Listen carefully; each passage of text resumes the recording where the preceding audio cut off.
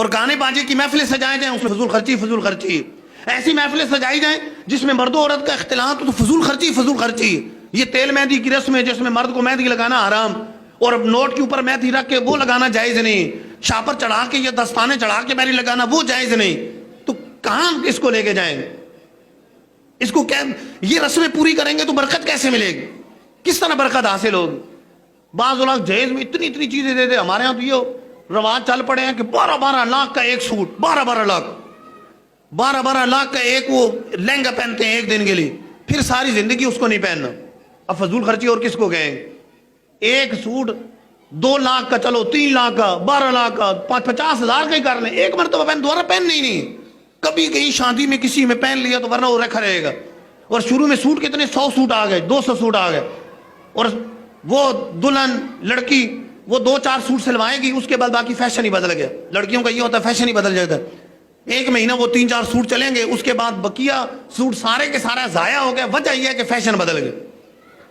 نہ دیں تو طرح کی باتیں کہ سوٹ نہیں دیے, یہ نہیں دیا, وہ نہیں دیا, اور دیں تو یہ صورتحال. حالانکہ ہونا تو یہ چاہیے, اس بات کا خیال رکھیں جو سوٹ بعد میں بھی استعمال ہو, فضول ضائع نہ چلے جائیں, ان کا زیاں نہ ہو. بعض جہیز میں ایسی چیزیں دے دیتے ساری زندگی استعمال میں نہیں آتی. ایک جگہ میں گیا, چارپائیاں, وہ چھت تک چارپائیاں لگی ہوئی اور بڑی اچھی قسم کی چارپائیاں. میں نے پوچھا کہ یہ چارپائیاں, کہہ رہے ہیں یہ جہیز میں آئی ہیں. تو میں نے کہا نہیں کہ استعمال, کہہ رہے ہیں کوئی استعمال نہیں, بس ادھر سجی ہوئی ہیں, اور بہت اونچی چھت تھی ان کی, کوئی 10-12 چارپائیاں شاید لگی ہوں, اونچی چھت لگی ہوئی.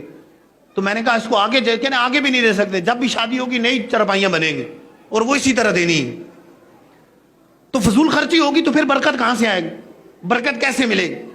کاش ہمیں اللہ تعالیٰ عقل سلیم عطا فرمائے کہ ہم ان فضول رسموں کو چھوڑ دیں, شریعت کے مطابق کریں. حضور فرماتے ہیں طلب العلم فریضۃ علی کل مسلم و مسلمہ, علم حاصل کرنا ہر مسلمان مرد و عورت پر فرض ہے. کون سا علم فرض ہے؟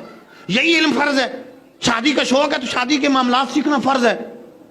شادی کرنی ہے تو اس کے حقوق, میاں بیوی کے حقوق, شادی کرنے کا طریقہ, اس کے رسم رواج, ان کا علم حاصل کرنا ضروری. نماز فرض ہوئی تو نماز کا علم حاصل کرنا فرض ہو گیا. زکوٰۃ فرض ہوئی تو زکوٰۃ کا علم حاصل کرنا فرض ہو گیا. خرید و فروخت کرنی ہے تو اس کا علم حاصل کرنا فرض ہو گیا. اللہ نے اولاد عطا فرمائی تو ان کا علم حاصل کرنا فرض ہو گیا کہ ان کی تربیت کیسے کرنی. یہ نہ ہو کہ نام پتہ نہیں کس کے نام پہ رکھ دے. ہونا تو یہ چاہیے, حضور نے فرمایا کہ صالحین کے نام پہ رکھو, پچھلی امتوں کے جو صالحین تھے, انبیاء علیہ السلام, ان کے نام پہ, صحابہ کے نام پہ نام رکھو, نیک لوگوں کے نام پہ نام رکھو. یہ ہمیں ترغیب دلائے گی. ہونا چاہیے پتہ چلے کہ نام ایسا غلط رکھ دیا, بعد میں ساری زندگی وہ لڑکے ہی پچھتاتا رہے.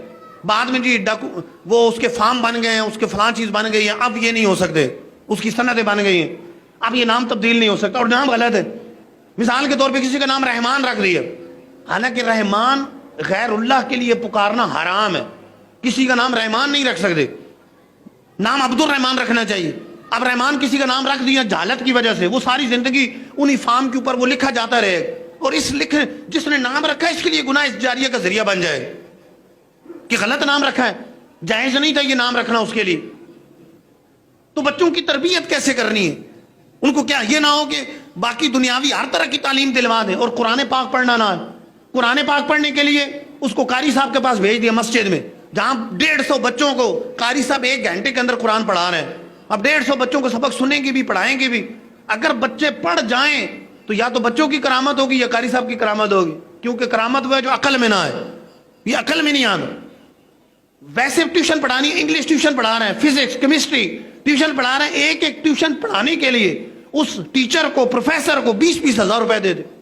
یا قرآن پڑھانے کے لیے فری میں, اور وہ بھی یہ پابندی ہوتی ہے گھنٹے میں واپس آنا بچے نے, کیونکہ آگے اس نے اسکول جانا ہے, آگے اس نے پڑھنے جانا ہے. قرآن پاک پڑھانے کی طرف توجہ نہیں ہے. تربیت کیسے کریں؟ ہر کوئی دوسرے سے حقوق کا مطالبہ کرتا ہے. والدین کہتے ہیں بچے بات نہیں مانتے, ہمارے حق ادا نہیں کرتے. کیا والدین نے بچوں کے حق ادا کیے؟ سرکار دو عالم صلی اللہ علیہ وسلم کی بڑی پیاری حدیث پاک ہے, سب کے حقوق بیان فرمائے بڑے پیارے انداز سے, صحیح بخاری شریف کے اندر موجود ہے. سرکار نے فرمایا ان لربک علیک حقا, اے لوگو تمہارے رب کا تم پر حق ہے, تمہارے رب کا تم پر حق ہے. وان لزوجک علیک حقا, تمہارے ملاقاتی کا تم پر حق ہے, تمہارے دوست کا تم پر حق ہے. وان لزوجک علیک حقا, تمہاری بیوی تمہارے شوہر کا تم پر حق ہے. اگر تم بیوی ہو تمہارے شوہر کے تم پر حقوق ہیں, اگر تم شوہر ہو تمہاری بیوی کے تم پر حقوق ہیں. بلکہ فرمایا ان لعینک علیک حقا, تمہاری آنکھوں کا تم پر حق ہے، وَإِنَّ لِجَسَدِكَ عَلَيْكَ حَقًّا، تمہارے جسم کے تم پر حقوق ہیں. آخر میں فرمایا فَاتُوا كُلَّ ذِي حَقٍّ حَقَّهُ، ہر ذی حق کو اس کا حق ادا کر، ہر ذی حق کو حق ادا کر.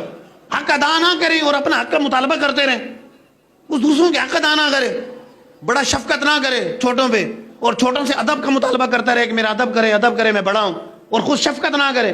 ہمیں تو یہ فرمایا کہ جو بڑوں کا ادب نہیں کرتا، چھوٹوں پہ شفقت نہیں کرتا، وہ ہم میں سے نہیں ہے.